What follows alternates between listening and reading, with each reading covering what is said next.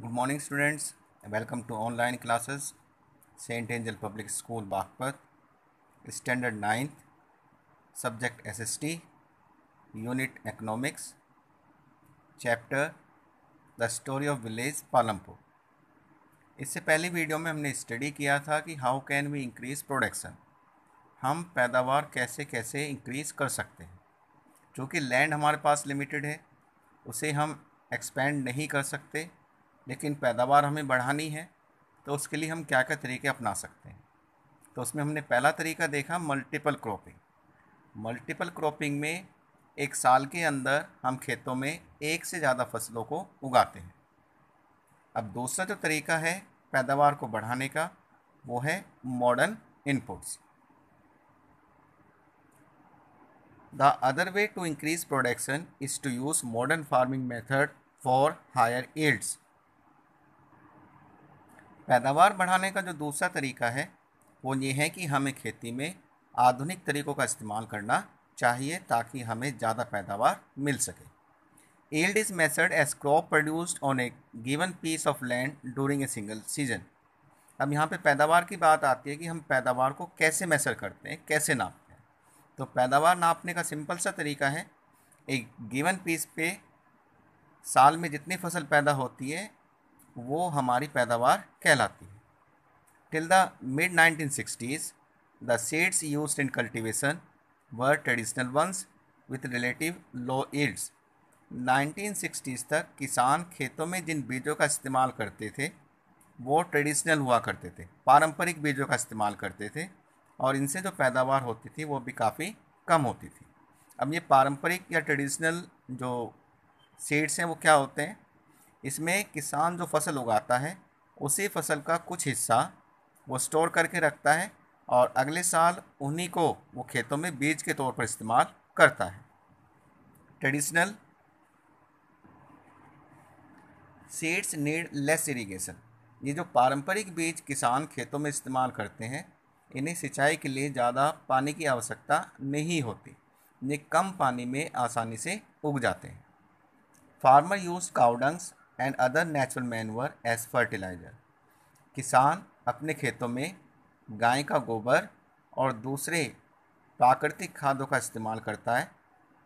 All this were readily available with the farmer who did not have to buy them. ये जो गाय का गोबर है या फिर दूसरे जो प्राकृतिक खाद किसान खेतों में इस्तेमाल करता है वो किसानों को आसानी से प्राप्त हो जाते हैं और उन्हें इन सब चीज़ों को बाज़ार से ख़रीदना नहीं पड़ता। The green revolution in the late 1960s introduce the Indian farmer to cultivation of wheat and rice using high yielding varieties HYV of seeds. हरित क्रांति जो 1960s के 1960 के दशक के अंतिम चरण में देखने को मिली, इसमें किसानों ने अपने खेतों में व्हीट, अनाज एंड राइस, चावल, इसकी खेती की, और इनकी खेती करने के लिए किसानों ने अपने खेतों में आधुनिक बीजों का इस्तेमाल किया जिन्हें HYV सीड्स या high yielding varieties of seed कहा जाता है। ये ऐसे बीज हैं जिनको लैब में तैयार किया जाता है और इनसे जो पैदावार होती है वो ट्रेडिशनल सीड्स के मुकाबले ज़्यादा होती है। Compare to the traditional seeds, the HYV seed produce much greater amount of grain on a single plant. यहाँ पे दिया हुआ है जो पारंपरिक बीज किसान खेतों में इस्तेमाल करता था उस पर जो फसल आती है उसके मुकाबले HYV सीड इस्तेमाल करने पर किसान को ज़्यादा फसल प्राप्त होती है। यानी कि ट्रेडिशनल सीड पर जो फसल आती है वो कम आती है और HYV सीड पर जो फसल आती है वो ज़्यादा आती है। As a result the same piece of land produce far larger quantity of food grain than was possible earlier. तो इस वजह से HYV सीड इस्तेमाल करने पर किसान अपने खेतों में पहले के मुकाबले कहीं ज़्यादा फसल उगा सकता है जो पहले संभव नहीं थी। HYV seeds, however, need plenty of water and also chemical fertilizers and pesticide to produce best results. हालांकि ये जो आधुनिक बीज किसान खेतों में इस्तेमाल करता है तो किसान को ज़्यादा पानी की आवश्यकता पड़ती है खेतों में, इसके अलावा उसे केमिकल फर्टिलाइज़र, रासायनिक खाद और पेस्टिसाइड, कीटनाशक, इनका इस्तेमाल भी करना पड़ता है, तभी अच्छी फसल प्राप्त होती है।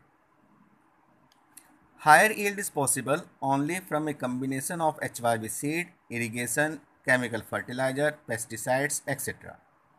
तो ज़्यादा पैदावार जो संभव है वो HYV सीड, आधुनिक बीजों को, इरिगेशन, सिंचाई, केमिकल फर्टिलाइज़र, रासायनिक खाद, पेस्टिसाइड, कीटनाशक, इन सब को इस्तेमाल करने पर ही प्राप्त होती है।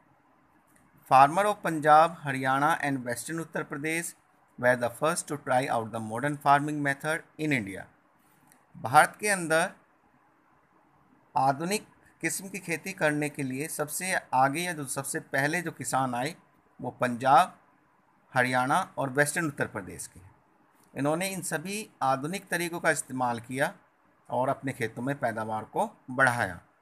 The farmers in this region set up tubewells for irrigation and made use of HYV seeds, chemical fertilizers and pesticide in farming. इन इलाकों में रहने वाले किसानों ने अपने खेतों में ट्यूबवेल की स्थापना की ताकि वो अपने खेतों में सिंचाई की व्यवस्था कर सके, और उसके साथ साथ उन्होंने HYV seeds, high yielding varieties of seed का इस्तेमाल किया। साथ ही साथ उन्होंने अपने खेतों में केमिकल फर्टिलाइज़र्स, रासायनिक खाद का भी इस्तेमाल किया और पेस्टिसाइड्स, कीटनाशक भी उन्होंने खेती में इस्तेमाल किए। Many of them bought farm machinery like tractors and thresher. इतना ही नहीं, बहुत सारे किसानों ने खेती के काम के लिए मशीनें भी खरीदी, जैसे tractor, threshers, which made plowing and harvesting faster. तो ये ट्रैक्टर और थ्रेशर इस्तेमाल करने पर किसान अपने खेतों को आसानी से और जल्दी से तैयार कर सकते थे और फसलों को आसानी से और तेज़ी के साथ काट सकते थे। Due to all this production increased manifolds, especially in case of wheat and rice. ये सब तरीके इस्तेमाल करने की वजह से खेतों में जो पैदावार हो रही थी वो कहीं गुना बढ़ गई। ख़ास तौर से अनाज और चावल की पैदावार पहले के मुकाबले कई गुना बढ़ गई। This tremendous increase in the production of wheat and rice was termed as Green Revolution.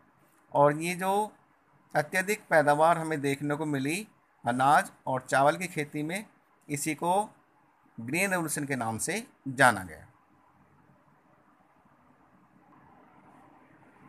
The yield of wheat grown from the traditional varieties was 300 kilogram per hectare.